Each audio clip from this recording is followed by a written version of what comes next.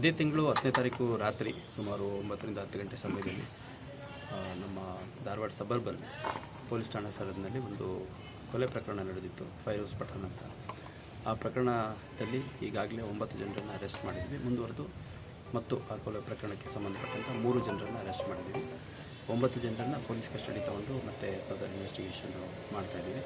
3 ಜನ ಅವ್ರನ್ನೇನು ಅರೆಸ್ಟ್ ಮಾಡಿದ್ವಿ ಅವ್ರನ್ನೂ ಕೂಡ ನಂತರದಲ್ಲಿ ಪೊಲೀಸ್ ಕಸ್ಟಡಿ ತೊಗೊಂಡು ಹೆಚ್ಚುವರಿ ವಿಚಾರಣೆ ಮತ್ತು ತನಿಖೆನ ಮಾಡ್ತಾರೆ. ಈಗ ತೊಗೊಂಡಿರೋರು ಯಾರಿದ್ದಾರೆ ಅವ್ರದ್ದು ಟೆಸ್ಟ್ ಐಡೆಂಟಿಫಿಕೇಷನ್ ಪರೇಡ್ ಮಾಡೋದ್ರಿಂದ ಅವ್ರ ಹೆಸರಾಗಲಿ ಅವ್ರ ಡೀಟೇಲ್ಸ್ ಆಗಲಿ ಡಿಸ್ಕ್ಲೋಸ್ ಮಾಡಲಿಕ್ಕಾಗಲ್ಲ. ಈಗ ಈ 3 ಜನರ ಏನು ಪಾತ್ರ ಸರ್? ಯಾಕಂತ ಹೇಳಿದ್ರೆ 9 ಜನ ಮೊದಲು ಇದು ಮಾಡಿದ್ರು, ಅರೆಸ್ಟ್ ಮಾಡಿದ್ದರು ಸರ್, ಎಲ್ಲ ಕಸ್ಟಡಿ ಆಗಿತ್ತು.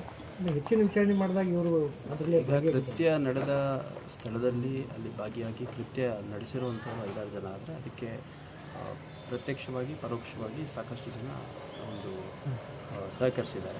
So as a part of conspiracy for supply of ಬೇರೆ ಬೇರೆ ರೀತಿ ಸಪೋರ್ಟ್ ಸಿಸ್ಟಮ್ ಅದನ್ನೆಲ್ಲ ಒಳಗೊಂಡಂತೆ ಇನ್ನು ತನಿಖೆ ಮುಂದುವರೆದಿದೆ. ಇನ್ನೂ ಆರೋಪಿಗಳನ್ನ ಅರೆಸ್ಟ್ ಮಾಡೋದು ರಾಜಕೀಯ ಪ್ರೇರಿತವಾಗಿ ಏನಾದರೂ ನಡೆದಿದೆ ಅಂತ ಅಲ್ಲ, ಅಲ್ಲಿ ಸಂಘರ್ಷ ಇದ್ದಿದ್ದೇ ಏನು ಪ್ರಮುಖ ಆರೋಪಿ ಇದ್ದಾನೆ, ಪ್ರಮುಖ ಆರೋಪಿ ಮತ್ತು ಡಿಸೀಸ್ಡ್ ಅವರಿಬ್ಬರ ನಡುವಿನ ಸಂಘರ್ಷಕ್ಕೆ ಕಾರಣವೇ ಅವರ ವೈಯಕ್ತಿಕ ಪ್ರಗತಿ ಯಾವ ರೀತಿ ರಾಜಕೀಯವಾಗಿ ಆಗಬೇಕು ಅನ್ನೋಂಥದ್ದು ಕುರಿತಾಗಿ ಕೂಡ ಇತ್ತು. ಅದು ಹೊರತಾಗಿ ಕೂಡ ಬೇರೆ ಬೇರೆ ಕಾರಣಗಳು ಇತ್ತು. ಆರೋಪಿಗಳ ಬಂಧನ ಮುಂದುವರೆದಿರುವುದು ರಾಜಕೀಯ ಕಾರಣದಲ್ಲಿರುವಂಥ ಆರೋಪಿಗಳಿದ್ದಾರೆ ಯಾವುದು ಈಗೇನು ಆರೋಪಿಗಳು ಹೆಚ್ಚಿನ ಬಂಧಿಸ್ತಾ ಇದ್ರಲ್ಲ ಸರ್, ಅದರಲ್ಲಿ ಕೆಲವೊಂದಿಷ್ಟು ರಾಜಕೀಯ ಮುಖಂಡರು ಅಲ್ಲ. ಈಗ ನೋಡಿ, ಇದರಲ್ಲಿ ಆರೋಪಿಗಳ ಹಿನ್ನೆಲೆ ಅವ್ರು ರಾಜಕೀಯದಲ್ಲಿದ್ದಾರೋ ರಾಜಕೀಯ ಮುಖಂಡರು ಅದ್ಯಾವುದೂ ನಮಗೆ ಪ್ರಶ್ನೆ ಆಗಲ್ಲ. ಆ ಪ್ರಕರಣದಲ್ಲಿ ಅವ್ರದ್ದು ಪಾತ್ರ ಇದ್ದರೆ ಅವರು ಆರೋಪಿಗಳಾಗ್ತಾರೆ. ಅವ್ರನ್ನ ವಶಕ್ಕೆ ತೊಗೊಂಡು ವಿಚಾರಣೆಗೊಳಪಡಿಸಿ ನಮ್ಮ ಸಾಕ್ಷ್ಯಾಧಾರಗಳು ಕಂಡು ಬಂದಲ್ಲಿ ಅವ್ರ ಮೇಲೆ ಮುಂದಿನ ಕ್ರಮವನ್ನು ಜರುಗಿಸ್ತೀವಿ. ಇಲ್ಲಿ ಮೃತ ಹೊಂದಿರುವಂಥವರು ವಿಕ್ಟಿಮ್ಸ್, ನೊಂದವರು, ಮತ್ತು ಯಾರು ಆ ಕೃತ್ಯ ಎಸಗಿದ್ದಾರೆ, ಆ ಕೃತ್ಯಕ್ಕೆ ಯಾರ್ಯಾರು ಸಹಕರಿಸಿದ್ದಾರೆ ಅವರೆಲ್ಲ ಆರೋಪಿಗಳು. ಅಷ್ಟು ಹೊರತಾಗಿ ಇದರಲ್ಲಿ ನಮಗೆ ಯಾವುದೇ ರೀತಿ ರಾಜಕೀಯ ಪಕ್ಷಕ್ಕೆ ಸೇರ್ತಾರ ಮುಖಂಡರ ಕಾರ್ಯಕರ್ತರ ಅದ್ಯಾವುದೂ ನಾವು ಗಮನದಲ್ಲಿಟ್ಕೊಳಕ್ಕಾಗಲ್ಲ. ಇದೊಂದು ಕೊಲೆ ಅಂತಹ ಗಂಭೀರ ಪ್ರಕರಣ. ಈ ಪ್ರಕರಣದಲ್ಲಿ ಯಾವುದೇ ಒಬ್ಬ ವ್ಯಕ್ತಿಯನ್ನು ನಾವು ಆರೋಪಿಯನ್ನಾಗಿ ಮಾಡಬೇಕು ಅಂತಂದರೆ ಭಾಳ ಗಂಭೀರವಾಗಿ ತನಿಖೆ ನಡೆಸಿ ಸಾಕ್ಷ್ಯಾಧಾರಗಳನ್ನ ಕಲೆ ಹಾಕಿ ನಾವು ಆರೋಪಿಗಳನ್ನು ಅರೆಸ್ಟ್ ಮಾಡುವಂಥದ್ದು ಮತ್ತು ಕಾನೂನು ಪ್ರಕ್ರಿಯೆಗೆ ಒಳಪಡಿಸುವಂಥದ್ದು ಆಗುತ್ತೆ. ಸರ್, ಈಗ 3 ಜನ ಈಗ ಎಕ್ಸ್ಟ್ರಾ ಏನು ಆರೋಪಿಗಳಿಗೆ ಎನ್ಕ್ವೈರಿ ಮಾಡ್ತಾ ಇದ್ದಾರಲ್ಲ, ಇದರಲ್ಲಿ ಒಬ್ಬರು ಯಾರಾದರೂ ಇವನ್ ಆರೋಪಿ ಫೈನಾನ್ಸಿಯಲಿ ಫಂಡಿಂಗ್ ಎಲ್ಲ ಇದೆ. ಇದರಲ್ಲಿ ಬೇರೆ ಬೇರೆ ಆ್ಯಂಗಲ್ಗಳಿದ್ದಾವೆ. ಫೈನಾನ್ಷಿಯಲ್ ಅಂತ ನಾನು ನಿರ್ದಿಷ್ಟವಾಗಿ ಹೇಳಲಿಕ್ಕೆ ಇಷ್ಟಪಡಲ್ಲ. ಒಟ್ಟಿನಲ್ಲಿ ಕೃತ್ಯ ಜರುಗುವ ಹಿನ್ನೆಲೆಯಲ್ಲಿ ಸಾಕಷ್ಟು ಕ್ರೊನಲಾಜಿಕಲಿ ಭಾಳಷ್ಟು ಇವೆಂಟ್ಸ್ ಆಗಿದೆ. ಅಂದರೆ ಅದು ಪ್ರಿಪ್ರೇಷನ್ ಇರ್ಬೋದು, ಕಾನ್ಸ್ಪಿರಸಿ ಇರ್ಬೋದು, ಅದನ್ನೆಲ್ಲ ಒಳಗೊಂಡಂತೆ ಯಾರ್ಯಾರು ಪಾತ್ರ ಇದೆ ಅದನ್ನೆಲ್ಲ ಅರೆಸ್ಟ್ ಮಾಡ್ತೀವಿ. ಸರ್, ಈಗ ಇಸ್ಮಾಲ್ ಟಮಾಟೋರವ್ರದ್ದು ಒಂದಿಷ್ಟು ಆಡಿಯೋಗಳು ವೈರಲ್ ಆಗಿದ್ದು, ಅಂದರೆ ಹೊಡೆಯೋದಾಗಿ ಬಡಿಯೋದಾಗಿ ಕೊಲೆ ಮಾಡೋದಾಗಿ ಈ ಪ್ರಕರಣ ಸಂಬಂಧಪಟ್ಟ ಅವ್ರು ಏನಾದರೂ ತಂದು ಎನ್ಕ್ವೈರಿ ಮಾಡ್ತಾಯಿದ್ರು ಸರ್?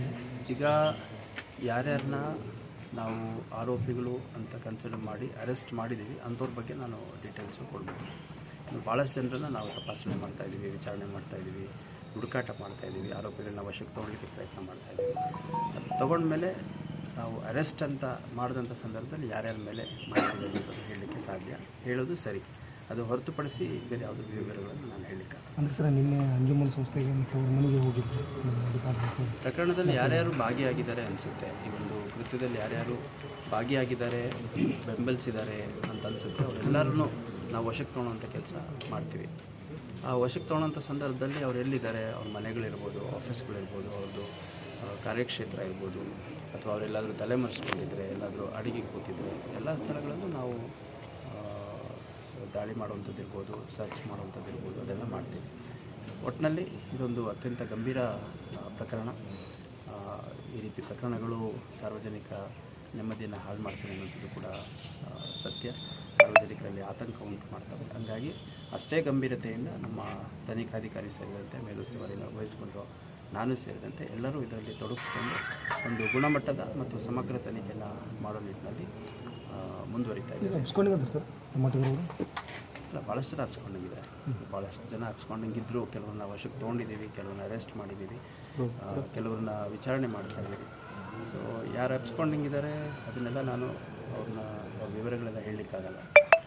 ಯಾಕಂದರೆ ಅವ್ರನ್ನ ಚೇಸ್ ಮಾಡ್ತಾ ಇದ್ದೀವಿ ಅನ್ನುವಂಥ ಮಾಹಿತಿ ಗೊತ್ತಾದರೆ ಇನ್ನೂ ಅವರು ತಪ್ಪಿಸ್ಕೊಳ್ಳುವಂಥ ಪ್ರಕ್ರಿಯೆ ಜಾಸ್ತಿ ಆಗುತ್ತೆ.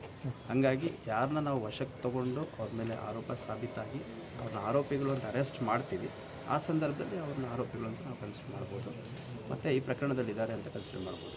ಈಗ ನಮ್ಮ ತನಿಖಾ ಪ್ರಕ್ರಿಯೆಯಲ್ಲಿ ಈಗ ಒಬ್ಬ ಆರೋಪಿ ಯಾರನ್ನೂ ನಾವು ಹಿಡಿಬೇಕು ಅಂತಂದರೆ ಏನು ಮಾಡಬೇಕು? ಮೊದಲಿದಾಗ ಅವ್ರ ಮನೆಗೆ ಹೋಗ್ತೀವಿ, ಅವ್ರ ಕಚೇರಿಗಳಿಗೆ ಹೋಗ್ತೀವಿ, ಅಥವಾ ಅವ್ರು ಯಾವುದೋ ಒಂದು ಅಡಗು ದಾಣ ಇದ್ದರೆ ಅಲ್ಲಿಗೆ ಹೋಗ್ತೀವಿ, ಅಥವಾ ಯಾರ್ದಾದ್ರೂ ಅವರ ಬೆಂಬಲಿಗರು ಮನೆಯಲ್ಲಿದ್ದರೆ ಅಲ್ಲಿಗೆ ಹೋಗ್ತೀವಿ. ಸೊ ಇದೊಂದು ನಿರಂತರ ಪ್ರಕ್ರಿಯೆ. ಆ ಪ್ರಕ್ರಿಯೆ ಯಶಸ್ವಿಯಾಗಿ ಯಾರನ್ನಾದ್ರೂ ವಶಕ್ಕೆ ತೊಗೊಂಡು ನಾವು ಅರೆಸ್ಟ್ ಮಾಡಿದಂಥ ಸಂದರ್ಭದಲ್ಲಿ ಆ ಸಂಬಂಧಪಟ್ಟ ವ್ಯಕ್ತಿಗಳ ಕುರಿತಾಗಿ ಮಾಹಿತಿ ಒದಗಿಸ್ಬೋದು ಅನ್ನೋಂಗಿದ್ರೆ ಒದಗಿಸ್ತೀನಿ. ಈಗ ಅಟೆಸ್ಟ್ ಐಡೆಂಟಿಫಿಕೇಷನ್ ಇರುವಂಥ ಪ್ರಕರಣಗಳಲ್ಲಿ ಒದಗಿಸ್ಲಿಕ್ಕೆ ಆಗಲ್ಲ, ಹಂಗಿದ್ದಾಗ ಒದಗಿಸೋದು. Altaj party hall Keshapur circle Hubli अब आपके लिए फराहम करता है एक मियारी पार्टी हॉल की सहूलत। अल्ताज होटल में मुख्तलिफ मगर लजीज खानों के अलावा अब आप अल्ताज पार्टी हॉल का भी फ़ायदा उठा सकते हैं। आपके प्रोग्रामों को खुसूसी और यादगार बनाने के लिए सबसे बेहतरीन इंतखाब सिर्फ और सिर्फ अल्ताज पार्टी हॉल। शादी ब्याह, birthday, school college get together, business seminars, conferences और बिजनेस मीटिंग्स के अलावा और बहुत कुछ कर सकते हैं इस पार्टी हॉल में। आज ही आइए अल्ताज पार्टी हॉल। मजीद तफसीलात के लिए राबिता करें एजाज अहमद व्यापारी से 9986143175।